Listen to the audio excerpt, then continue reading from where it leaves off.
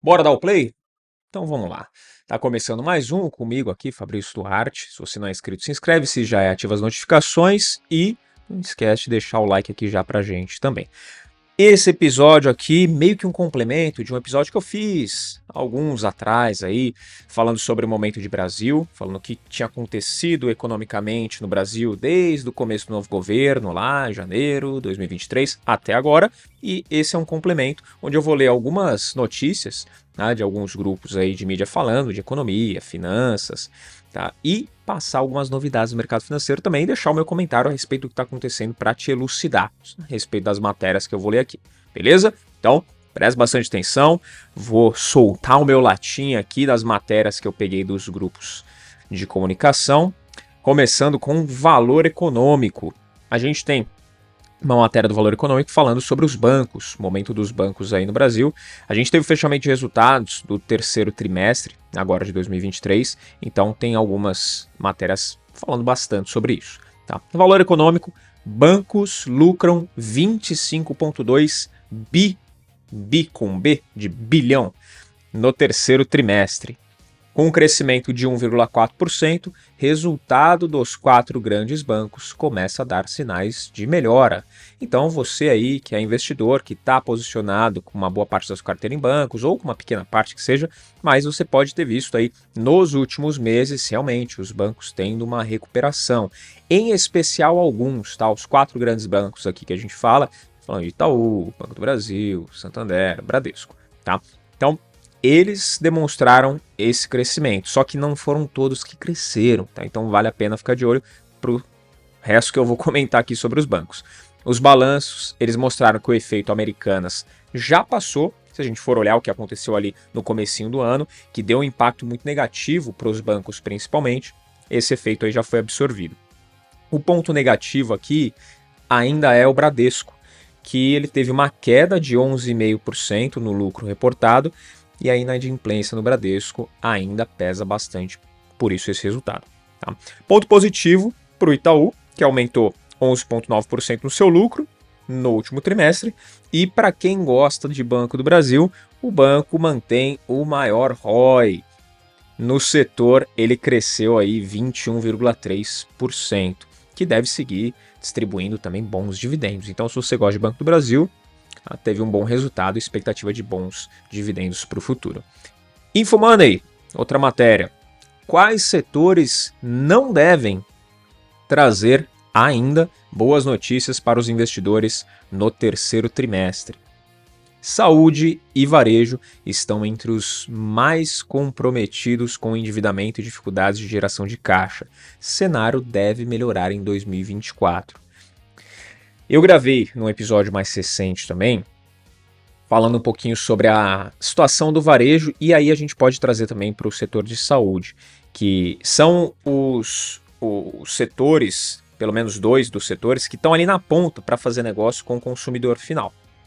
Esses setores, eles tendem a ser um pouquinho impactados, ou muito impactados, com a reforma tributária.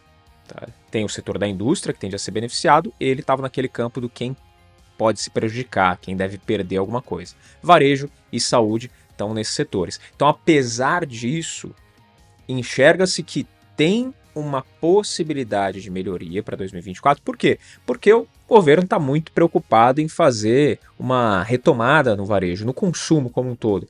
Então, está querendo zerar a dívida do pessoal, muitas renegociações sendo feitas, tem aí programas de incentivo do governo para poder você que está devendo, né, tá com débito em atraso aí, tá com nome restrito, para você poder limpar o seu nome. Então, isso tende a incentivar o consumo. Por isso, pode ser que o cenário ele melhore aí para esses 2 setores em 2024. Pode ser, não é uma certeza, o que a gente sabe mesmo é que com a reforma tributária sendo aprovada ali, a tendência é que eles tenham ainda algum impacto. Então, vale a pena ficar ligado, porque apesar dessa possibilidade de melhoria, eu não colocarei minhas fichas em nenhum desses 2 setores. Mas esse episódio, assim como qualquer outro aqui, não é recomendação de investimentos, tá? Você já sabe disso. Então, é só uma orientação a respeito do que vai ou deve acontecer com os setores.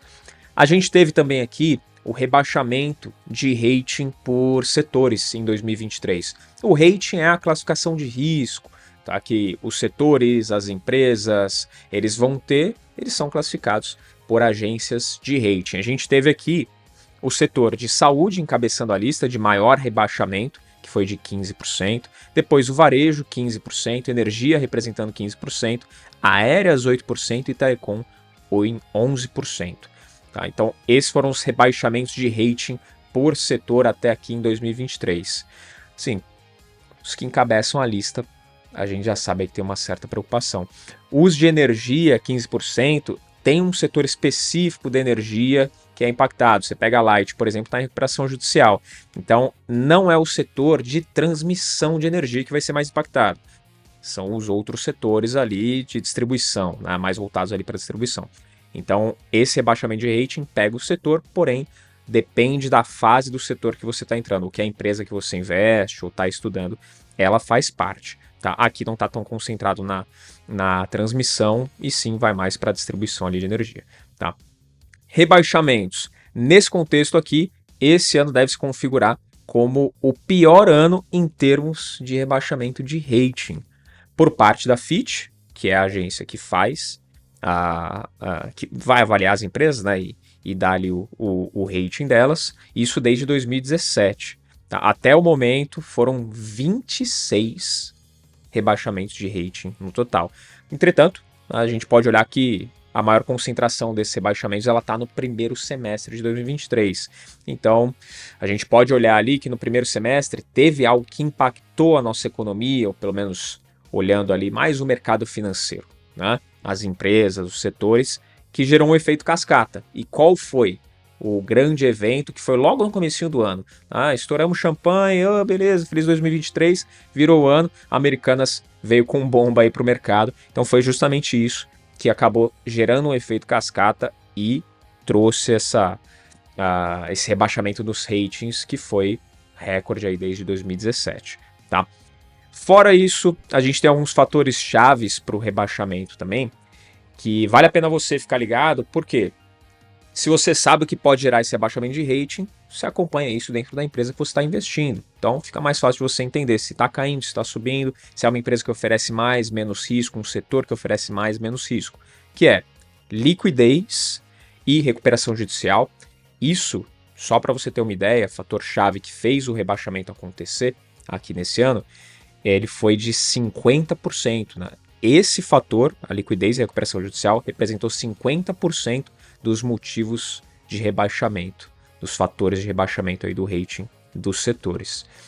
Operacional e alavancagem. O operacional, que representou 46%, quer dizer que a empresa ela teve um aumento nos custos desenquadrados. Então o custo da empresa está alto.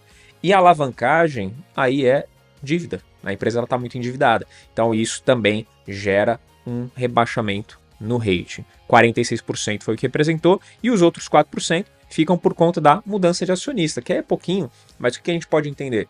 Às vezes tem um acionista lá numa grande empresa que é muito estratégico, um cara que é especialista lá há anos, fez a empresa ela ter um bom resultado e de repente esse cara sai e entra outro que o mercado avalia que não tinha a mesma capacidade, não tinha a mesma qualidade. Então isso também faz o rebaixamento de rating acontecer. São esses 3 fatores importantes, trazendo para você, investidor, para olhar para as empresas que estão na sua carteira ou que você está avaliando. Olha essas 3 coisas também, liquidez da empresa, custo operacional, alavancagem, quanto que ela se alavanca, e também os caras que são peças-chave lá dentro, tá? Entre os fatores que podem impulsionar o desempenho das empresas em 2024, que é um ponto que a gente vai olhar, a gente teve todo esse cenário que foi apresentado, e os resultados ali dos bancos também, que foram bem interessantes, com exceção do Bradesco. A gente tem ainda alguns fatores que podem impulsionar o desempenho das empresas em 2024. Entre esses fatores, a gente pode destacar redução da inflação, que aí pode trazer um pouco menos de pressão nos custos, né? A gente tem também queda dos juros, e aí se a gente for olhar para a queda dos juros, caindo a Selic, a gente também tem um impulsionamento do consumo, impulsionamento da economia, além das empresas que estão endividadas, a dívida fica mais barata, coisa que eu já falei aqui em vários outros episódios, não só eu, mas outros convidados também. O retorno da oferta de crédito, reduzindo o risco de refinanciamento das dívidas, isso é interessante, e o PIB acima das expectativas, melhorando ainda mais o ambiente de negócios. Então Então o PIB acima das expectativas, que a gente até falou no último episódio sobre o Boletim Focus, mas o Boletim Focus geralmente é pessimista. Então a gente vê ali o PIB um pouquinho acima das expectativas, e isso pode fazer com que em 2024 a gente tenha um impulsionamento no desempenho das empresas. E voltando a ler matérias aqui, vamos falar sobre uma que o InfoMoney publicou a respeito dos fundos imobiliários. Fundos imobiliários que vem crescendo aí também ano a ano. A gente teve um destaque para o seguinte: fundos imobiliários FIs de shopping têm retorno médio de 23% esse ano na valorização das cotas. Há espaço para mais ganhos em 2024? Fica a dúvida. Para você aí que está acompanhando o Money Play, responde aqui embaixo nos comentários. E aí, você acha que tem mais espaço para crescimento? E aí, um detalhe sobre a matéria que foi publicada: o segmento tem o melhor desempenho entre os principais tipos de fundos do mercado. Consumo pode beneficiar o setor em 2024. Então, só o destaque aqui também que foi publicado pelo InfoMoney. A gente vem falando que o varejo pode ir mal das pernas, está mal agora, pode continuar indo mal no ano que vem. E aí você fala, pô, mas como que o varejo está indo tão mal e os fundos de shopping tiveram melhor desempenho? Pois é, não significa que eles estão no momento bom, tá? Vou deixar isso bem claro, eles estão melhorando. Só que os fundos imobiliários de shopping, eles tiveram um baita do impacto 3 anos atrás. Com a crise que a gente tem, 3 anos e meio, quase 4 anos atrás. Com a crise de 2020. Então, tudo fechando, o lockdown, o pessoal não podia trabalhar, o pessoal não podia abrir as lojas, os shoppings fechados. Quando isso aconteceu, os fundos eles tiveram uma queda brutal. E agora que você vai ver, você pode tirar a base indo num shopping aí perto onde você mora, um shopping que você costumava frequentar. Esse shopping pode ser que durante o período que a gente passou aí, os últimos 3 anos, tenha tido uma boa parte das lojas estavam fechadas e agora voltaram a reabrir, os espaços voltaram a ser ocupados. Tem vários shoppings perto da região onde eu moro que aconteceu isso. Durante os últimos 3 anos, um monte de lugar assim que você só via as placas, né? Em breve tal coisa, ou a placa branca, ou alguns lugares fizeram até vitrine, alguns shoppings que eu passava de vez em quando fizeram até vitrine em lugares que eram lojas antes. E hoje já estão começando a ser ocupados os espaços. Então isso fez ter uma recuperação. Não quer dizer que os fundos imobiliários de shoppings, nossa, é o negócio do momento, então vão investir porque está bombando e o varejo vai bombar. Não, eles estão numa recuperação e, claro, com essa recuperação aí apresentando bons resultados. Né? Isso a gente pode dizer. Tá? E quem investiu, vamos trazer para uma realidade do cara que investiu nos últimos 12 meses em fundo imobiliário. Pô, pôs dinheiro lá em novembro de 2022 e segurou até aqui. Teve uma boa valorização, então foi um baita investimento, quase 2 vezes a Selic, e além disso ainda ganhou os dividendos nesse período. Tá? Então teve um bom resultado, mas resultado passado não garante futuro. Então tem que avaliar os shoppings que estão presentes naquele fundo. Talvez, se o varejo voltar a recuperar em 2024, como o próprio InfoMoney colocou aqui, pode ser que isso tenha ainda assim algum crescimento. Tá? Do contrário, se o varejo parar de crescer, se ele estagnar mesmo ou continuar caindo como caiu nos últimos tempos, aí talvez os fundos de shopping também não tenham um bom desempenho. Tá? Mais uma matéria aqui da Valor Invest agora. 60% das dívidas com cartão de crédito estão em um setor: supermercado, roupas ou farmácia. Um desses gastos representa 60% das dívidas com cartão de crédito. Eu já quero deixar bem claro aqui, eu falo muito sobre educação financeira, sou consultor financeiro pessoal há mais de 10 anos, então acompanho muitos casos de pessoas que, assim, a maioria dos casos que eu acompanho não é de pessoas que se enrolaram com cartão de crédito, né? O perfil ele é outro. Mas eu acompanho bastante gente que passou por esse problema, ou que não sabe usar o cartão de crédito da melhor forma. Mas eu sempre falo, cartão de crédito, ele não é um gasto. O gasto é o motivo de você usar o cartão de crédito. Então, se você receber o cartãozinho de crédito ali na sua casa e você não desbloquear, você pode até andar com ele na carteira, mas no mês que vem ninguém vai te mandar uma fatura de 5, 6, 10 mil reais para você pagar. Ou eu tô errado? Não, né? Então o problema não é o cartão de crédito. O cartão de crédito é o problema, é um mal na minha vida. Pelo contrário, né? Você que vai lá e gasta. Se ele não sair da sua carteira, você, né? Sem aproximar de nenhuma maquininha, ele não vai te fazer mal. Então, O cartão de crédito ele é um meio de você consumir, mas não é o objeto final de consumo, tá? Então eu só trouxe essa ideia aí para você lembrar que o problema não é ele. Inclusive, se você souber usar bem, ele traz vários benefícios, tá? O cartão de crédito, ele ainda se mantém como uma das principais dívidas que o brasileiro acumula. E aí a dívida é a seguinte, você gastou já, comprou outras coisas, foi pro mercado, por exemplo, que é um dos principais aqui, né? É o que representa os 60% das dívidas, é o supermercado. Você gastou no mercado, fez a tua compra e parcelou essa compra em 4, 5 vezes, 3 vezes que seja. A maioria das compras que você vai fazer no supermercado é para um mês, talvez uma semana, talvez 2 semanas, mas vamos colocar ali no espaço que você faz a compra do mês e você usa o cartão de crédito.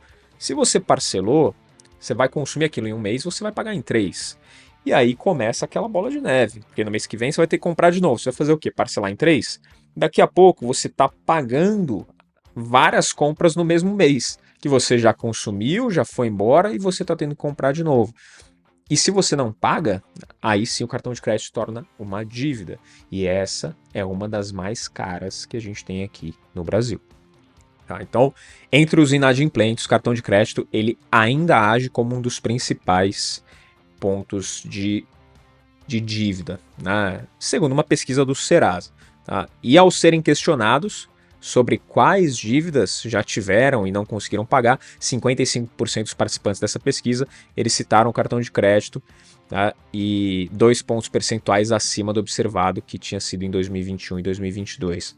Ou seja, que era 53% dos participantes. Então o pessoal costuma usar o cartão de crédito? Sim, com certeza. Paga. Alguns acabam deixando de pagar e acabam se endividando. Então, evita.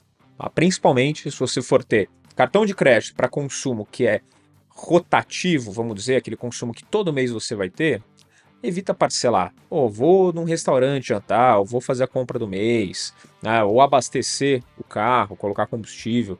Você vai usar isso durante uma semana, 2, um mês que seja. Não parcela, porque no mês que vem você provavelmente vai ter que usar de novo. Faz parte do seu padrão de vida. E evita parcelar. Agora, se for uma compra maior, fazer uma viagem, vou comprar um notebook, vou comprar um celular, aí tudo bem a parcela, porque é algo que você vai comprar a cada 3, 4, 5, talvez 10 anos. Então, isso sim, aí faz sentido. E por último, para a gente poder finalizar aqui com uma novidade que vai ser muito interessante para você que está acompanhando a gente aqui. Gosta de viajar? Gosta? Então presta atenção nessa notícia que é da BMC News. Viagem dos sonhos com pagamento na CVC usando FGTS. Boa notícia, né? Não, comenta aqui embaixo o que você achou dessa notícia. Você poder viajar utilizando o seu FGTS. Já pensou? Pois é, pode não ser uma maravilha como a gente imagina, né? Claro, se você pudesse usar o saldo que você tem lá e diretamente pagar a CVC, e legal, fui viajar, eu já invisto, já sou um investidor, então para que eu vou tirar o meu dinheiro para poder pagar, que está investido, bem investido, para poder pagar essa viagem, sendo que eu posso usar ali o do FGTS que não tem um retorninho legal. Você sabe, o FGTS não traz retorno para quem está acumulando. Então, seria muito bacana se você pudesse fazer isso. Mas é isso que vai acontecer? Não. O que vai acontecer? Muito como funciona em um empréstimo, muito parecido. Quando você vai fazer uma antecipação, por exemplo, do seu saque aniversário, exatamente a mesma coisa. Tem vários bancos que oferecem essa antecipação do saque aniversário e aí você vai acabar pagando juros. Ou seja, você pega 1.000, você paga 2.000, por exemplo. Para a questão da viagem, usando a FGTS, na CVC vai ser a mesma coisa. Você vai poder utilizar o seu saque aniversário, você antecipar. Só que aí, usando o exemplo, você tem ali R$1.000 que você vai tirar de saque aniversário. E aí você quer fechar um pacote de viagem, você vai fechar um pacote de viagem de R$800, por exemplo, de R$700. E lá na frente, o que você vai fazer? Pagar os 1.000. Juros. Então, o que é isso, no fim das contas? Empréstimo. É um crédito que você está acionando. Quer dizer que, nossa, agora a galera vai viajar, vai ser uma maravilha, pronto. Não. Se você faz isso, você está comprometendo um dinheiro que ainda nem chegou no seu bolso para fazer uma viagem que muito provavelmente não deveria estar encaixada no seu padrão de vida, pelo planejamento que você tem, e vai pagar uns juros que aqui no Brasil, você sabe, eu sei, a sua família inteira sabe, é caro. Então, se você puder evitar, evite. E você pode evitar, então evite. vai fazer uma viagem dos sonhos com pagamento usando o FGTS, é você fazer um empréstimo para poder fazer essa viagem. Não muda em absolutamente nada. Então toma bastante cuidado, viajar é bom? É, mas se planeja para viagem. Tem até 3 diquinhas aqui para você poder fazer uma viagem bacana, para você poder programar uma viagem, para a gente poder fechar esse episódio legal. Se você gosta de viajar, então, primeiro, pesquisa para onde você quer ir. Segundo, quando você quer ir. Terceiro, quanto que você pretende gastar nessa viagem ou quanto que você pode gastar. Se você fez isso, não importa se a viagem vai demorar 1, 2, 5 anos, colocou isso na ponta do lápis, você já consegue ir para o quarto ponto, que é definir o que você precisa fazer para tirar essa viagem do papel. Se você quiser saber mais sobre viagem, comenta aqui embaixo, que eu gravo um episódio inteiro falando só sobre viagem, porque particularmente gosto muito de viajar. Se você me segue lá no Instagram, @FabrícioDuarte, você vai ver que eu fiz algumas viagens aí bacanas também ao longo do tempo. Com o quê? Planejamento. Tá certo? Então, espero que você tenha gostado desse episódio. Se você gostou, deixa o like. Se não gostou, pode deixar o like também. Eu não ligo não. Mas se inscreve no canal. Não esquece de ativar as notificações. Seguir a gente lá no Instagram, @MondayPlan_podcast.